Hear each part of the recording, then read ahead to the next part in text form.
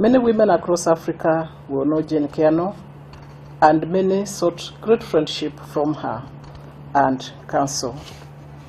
Her investment and prowess legacy will influence the lives not only of the people in Kenya, but in the great Africa region.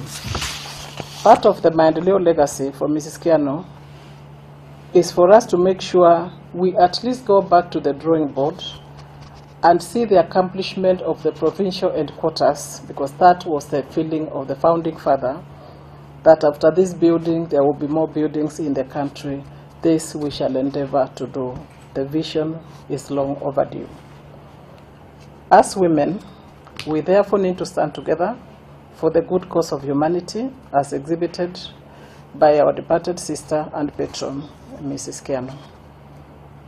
We convey our sincere condolences on behalf of Maendeleo Ya Wanawake and the women fraternity to her children, the family, and the entire people of Murang'a County at this time, and the people of Kenya during this period of bereavement.